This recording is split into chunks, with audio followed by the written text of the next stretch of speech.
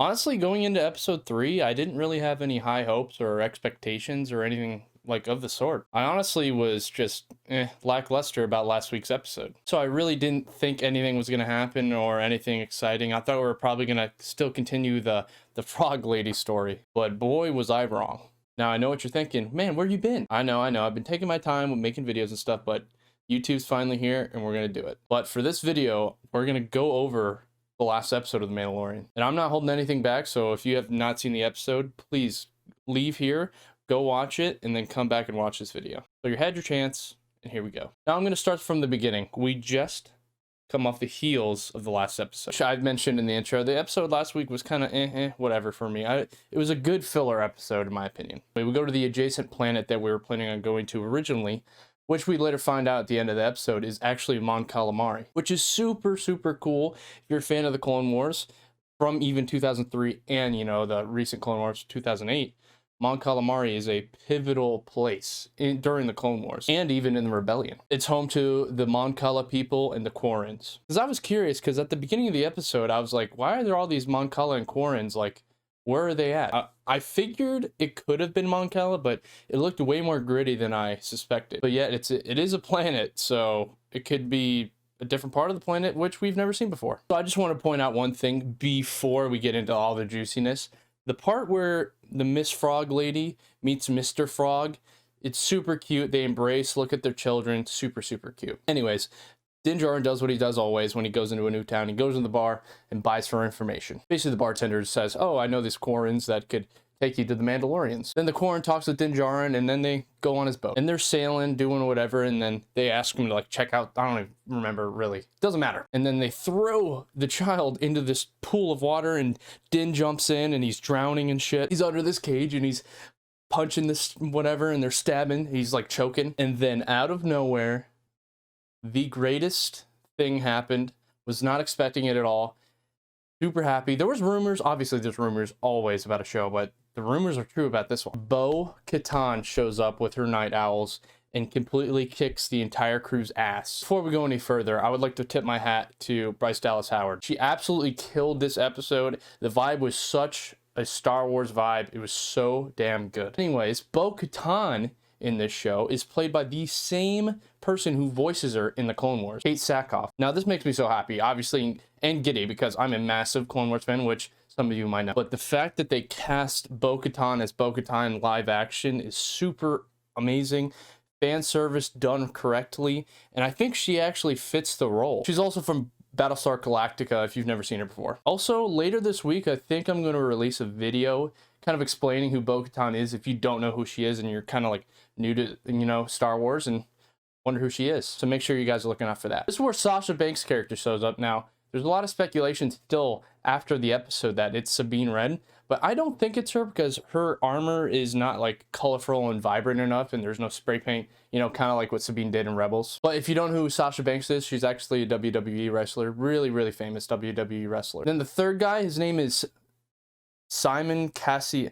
I don't know how to pronounce his last name. I looked it up. I have no clue. Anyway, I have not seen the show, but I know a lot of people out there are fans of Agents of S.H.I.E.L.D., but he was in the show. Now, this is the point of the episode where I think is the most important, and obviously you guys are going to think this too. Now, I've had multiple theories on Death Watch podcast. If you haven't listened to their podcast, awesome dudes. But we talked about theories of this season. And one of my theories was that Din Djarin doesn't know that he's allowed to take his helmet off. Which, the reason I say this is because Bo-Katan included, all throughout history of the Mandalorians, we've seen them take off their helmet. But now they actually explain why Din Djarin has his helmet and they're able to remove their helmets. So after the Purge, which is being explained a little bit and not that much, we don't know that much about it. But all we know, it was a bloody and terrible moment in Mandalorian's history. What happened after that were Mandalorians actually went back to the roots of the Mandalorians and tried to be very cult-like and Creed-focused. So there was more unity. And what they did to do that was to keep their helmets on. Katan referred it to as a child of the watch. Super, super cool to know, and I'm really, really excited to see what they expand upon that. Now we get to the point of the episode where it's like the battle and the pivotal moments, you know what I mean? So Din Djarin and Bo talk, and basically he wants to know where to find the Jedi. Bo-Katan basically says, if you help me with this one thing, I will tell you where a Jedi is. And right there, I knew for a fact Ahsoka Tano will be in this season. Because the only really Jedi that's really personal with Bo, like on a friendship level, is Ahsoka Tano.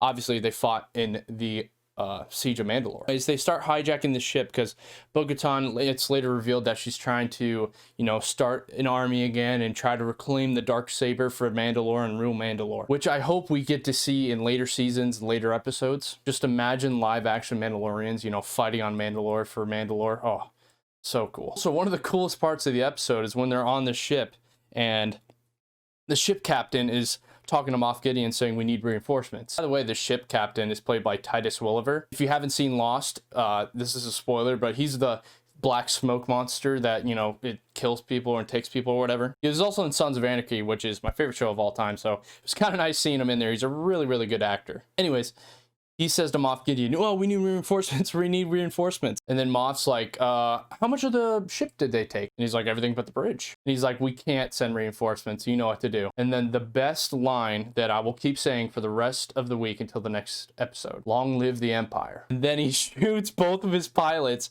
and starts dive bombing the ship. I love the fact that now it's kind of like turning into a cult, the Empire, because the Empire is really dead at this point, but all of these cultists and zealots of following the Empire are still alive and thriving. I love after that too, when Bo-Katan's holding him against the wall or whatever, and she's like interrogating him, where's the Darksaber, does he have the Darksaber, kind of like Batman or something.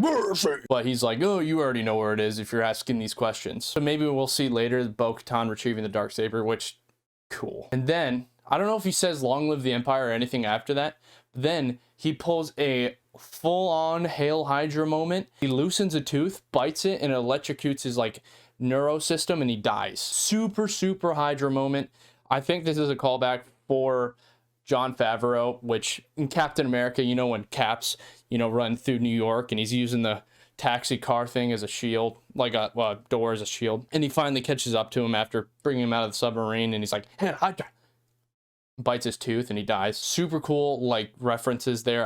That's probably my favorite part of the episode, other than the helmet thing. I just love how they're not scared of showing kind of the nastiness and kind of the death of what happens post Empire. And then after that's done, they take all these guns in the ship or whatever. Then Din and Bo have a conversation, and he's like, where's the Jedi? I have to leave now. And then Bo-Katan said the beautiful words that left me crying and many crying. In our Discord, we were watching it together, and we were just bawling, everyone, and it was super. I'm still in wow. It's been 8 or 9 hours since I've seen it, and I'm still in awe. But Bo-Katan says, Ahsoka Tano. I mean, I just want to say this now. The fact that my childhood characters from when I was discovering Star Wars back in 2008 to now, the fact that Ahsoka is even being mentioned in live action just makes my heart so warm. And I got to thank, Jon Favreau and Dave Filoni and everyone that's working on the show. Thank you guys so much for doing that for me. And all of the Clone Wars fans out there. Bo says she's on the planet Corvus. If you're a fan of Battlefront 2, and Corvus sounds familiar to, it's actually Iden Versio's ship. Which is, I don't know if they're connected, but if they are, that's super cool. Also, a little subtle things about this episode, other than the main points, because we kind of covered them all. The fact that Din Djarin gave the that one Mon Cala lady 1,000 credits, and they basically made a junker ship. Super, super funny. And I love her reaction was just like, eh. But anyways, this episode was fan-freaking-tastic. It opens up a lot of possibilities of what we're going to do.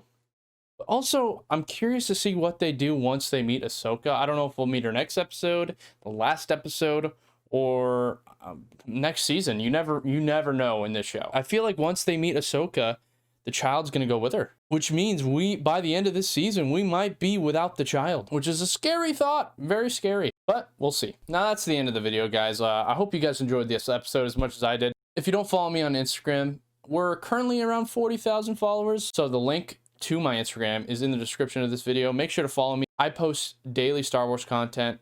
And yeah, super cool. Make sure to follow. Also, if you're looking for a sense of community and friendship and brotherhood and a creed, make sure to join our Discord. It will be in the description as well. Also, if you're a fan of video games as much as I Twitch stream basically every day. I kind of have no life. feel free to follow me on Twitch. It will also be in the description. Thank you guys so much for watching. I'll see you guys next week. Long live the Empire.